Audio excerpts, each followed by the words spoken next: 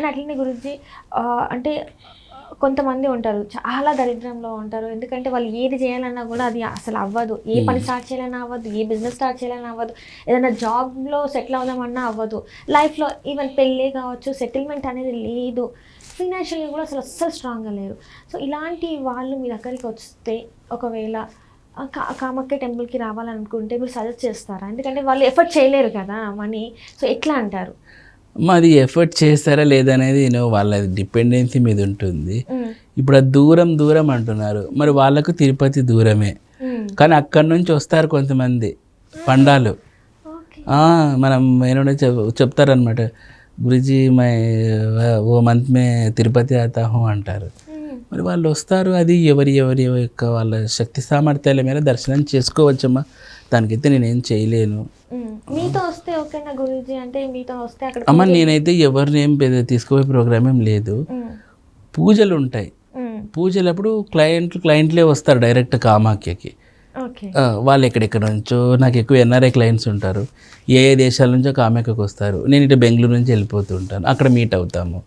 వాళ్ళకన్నీ చక్కగా పరిహారాలన్నీ చేయించి వాళ్ళు ఫుల్ ఖుషి అవుతారు, అప్పుడు వాళ్ళు వెళ్తారు. అదే అమ్మా, నాకు ఉండేది అయితే ఎన్ఆర్ఐ క్లయింట్స్ ఎక్కువ ఉన్నారు. జనరల్ క్లయింట్స్లో కూడా నాకు తెలంగాణ నుంచి ఎక్కువ ఉన్నారు, కానీ ఏపీ నుంచి లేరు. పెద్ద లేదు, నేను ఉన్నది అక్కడ ఉన్నాను, కానీ నాకు ఎక్కువ తెలంగాణ నుంచే వస్తారు.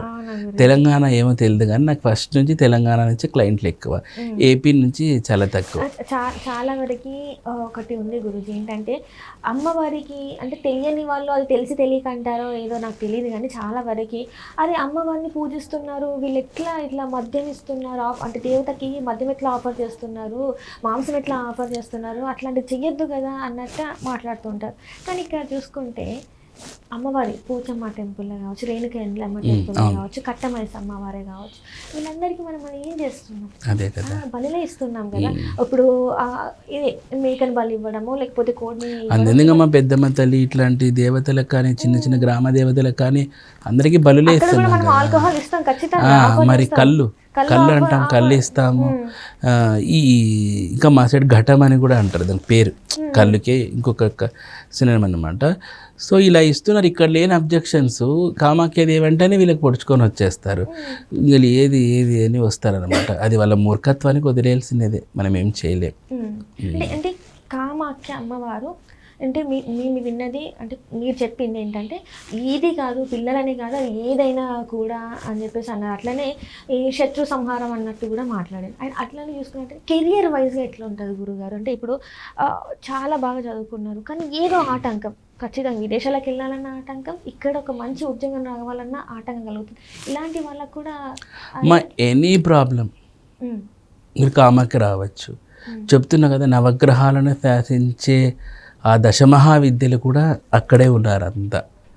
కాబట్టి మీరు నమ్మకంతో విశ్వాసంతో ఒక్కసారి కామాఖ్యకు వచ్చి దర్శనం చేసుకోండి, ఖచ్చితంగా. అంటే మీ ఫేట్ మారిపోతుంది.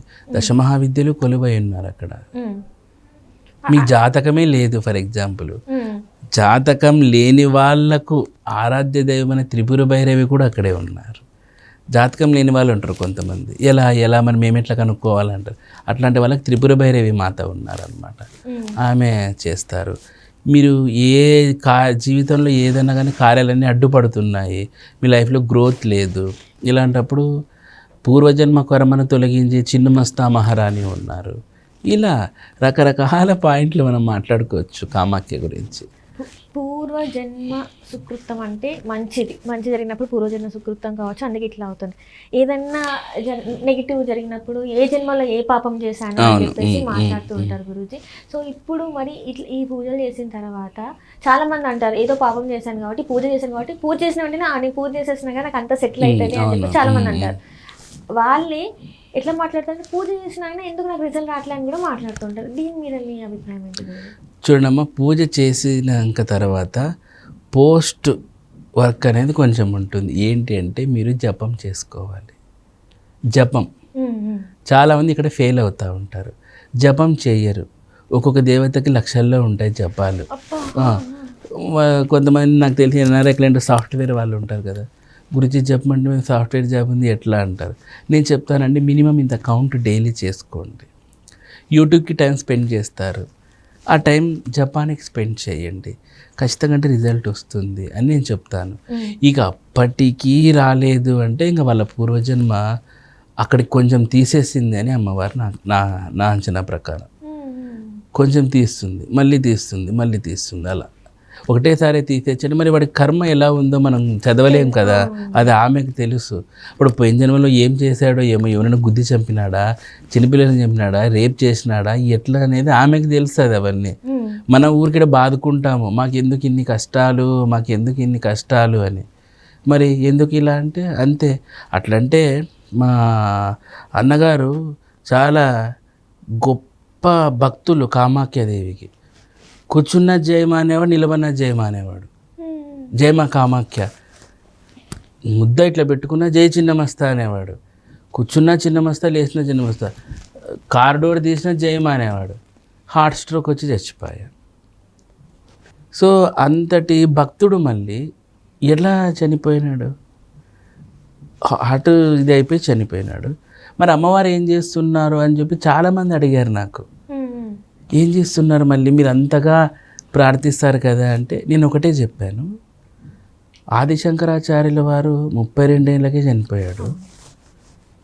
అంత జ్ఞాని, ఇండియా అంతా స్థాపించినాడు, ఆయనకే చావు తప్పలేదు. రమణ మహర్షి ఎట్లాంటి వాళ్ళు, ఆయన కూడా సర్కోమా వ్యాధి వచ్చేది చనిపోయినాడు. అంటే శరీరం ఎప్పటికైనా వదలడం తథ్యము. అంత పెద్ద మహానుభావులే వదిలేశారు. తర్వాత చాగంటి కోటేశ్వరరావు గారు ఎప్పుడూ ఒకరి గురించి చెప్తూ ఉంటారు అనమాట. ఆయన చనిపోయినప్పుడు చితిమంటలో కూడా అమ్మవారు వచ్చిందనమాట. బాలా త్రిపుర సుందరి లాగా ఆయనతో మాట్లాడేవాళ్ళంట. మరి అంతటి మహానుభావుడు అమ్మవారితో సాక్షాత్ మాట్లాడిన వాళ్ళకే చావు వచ్చింది.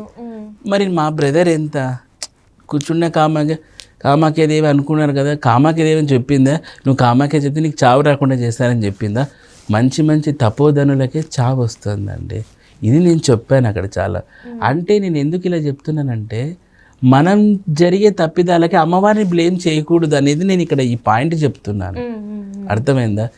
ఎవరైనా చావులో ఉన్నప్పుడు కూడా ఎవరు అట్లా మాట్లాడరు, కానీ నేను ఆ రోజు అట్లా మాట్లాడాను. ఎందుకంటే నాకు ఆమె మీద రుబ్బడం నాకు ఇష్టం లేదు. ఏమీ లేని చేయికి అన్నం పెట్టింది మాకు ఆమె. అలాంటప్పుడు ఆమె మీదకి ఎలా దొబ్బుతామండి? గ్రాటిట్యూడ్ ఉండాలి మనిషికి. సో అది నా పాయింట్ ఆఫ్ వ్యూ. కాబట్టి మనకు జరగలేదు అంటే ఏదో సంథింగ్ ఉంది, అందుకే ఆమె మీకు ఇవ్వట్లేదు. ఇప్పుడు మనకు ఒక ఖైదీకి ఉరిశిక్ష పడుతుంది, రాష్ట్రపతి దగ్గర లెటర్ ఇస్తే క్షమాపణ ఇవ్వట్లేదు రాష్ట్రపతి అంటే ఏంటి అర్థము? నువ్వు ఏం చేసింటే నీకు క్షమాపణ ఇవ్వట్లేదనే కదా. సేమ్ జరిగింటుంది నీ లైఫ్లో కూడా. నువ్వు ఏదో చేసింటావు దుర్మార్గమైన పని పోయిన జన్మల్లో, అందుకే నువ్వు ఇప్పుడు పెట్టే పంచబలులకి ఏ బలులకి ఆమె కరుణించడం లేదు అంటే ఏదో సంథింగ్ చేస్తావు, క్షమాపణ చేయలేనంత.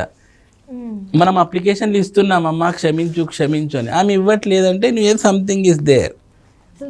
ఈ లాజిక్ని అర్థం చేసుకోవాలమ్మా. ఊరికే మేము పూజ చేసామండి, లక్షలు పెట్టి పూజ చేసి జరగలేదంటే ఇంకా రాష్ట్రపతి క్షమాభిక్ష పిటిషన్ ఉన్నట్లు ఇది కూడా. ఇంకా దానికి మనం ఏం చేయలేం, ఆ పిటిషన్ రాసిచ్చే వాళ్ళమే మనము. అంటే ఎంత మాట్లాడుకున్న గురించి ఇది తరగట్లేదు. అంటే ఇంకా పోతూనే ఉంది సబ్జెక్ట్. ఇంకా తెలుసుకోవాలని ఎన్నో రకాలు ఉన్నాయి. అసలు ఏంటంటే నాకు అయితే చాలా క్వశ్చన్స్ అయితే ఉన్నాయి, కానీ ఇప్పటికే చాలా టైం నేను మా కోసం అయితే ఇక్కడ స్పెండ్ చేయడం జరిగింది. మరోసారి నేనైతే ఖచ్చితంగా మిమ్మల్ని నేను ఇంటర్వ్యూ తీసుకుంటాను గురించి. ఖచ్చితంగా మిమ్మల్ని నేను మళ్ళీ, ఎందుకంటే ఇది ఇక్కడితో ఆగేదైతే లేదు, మనం కూడా వెళ్దాం, కామాఖ్య వెళ్దాము, మీకు అక్కడ చూపిస్తాను ఏంటి అనేది. ఖచ్చితంగా గురూజీ. చాలా ధన్యవాదాలు గురూజీ. మా కోసం ఇక్కడ నేను అడిగిన వెంటనే మీరు రావడం, ఇక్కడ మాట్లాడడం. దట్టు నేను ఏంటంటే కామాఖ్యమ్మ గురించి మాట్లాడాలి, నేను తెలుసుకోవాలనుకున్నాను. నాకు చాలా వరకు అయితే నాకు తెలిసింది. అండ్ అట్లనే మా వ్యూవర్స్ కూడా అర్థమై ఉంటుంది ఏంటి అనేది. ఇప్పటి నుంచి అయినా కనీసం అట్లాంటి కామెంట్స్ రాకుండా ఉంటాయి అనేసి నేను ఖచ్చితంగా అనుకుంటున్నాను. And thank you so much Guruji. ఓం నమో వెంకటేశ్వర. జై చిన్నమస్త.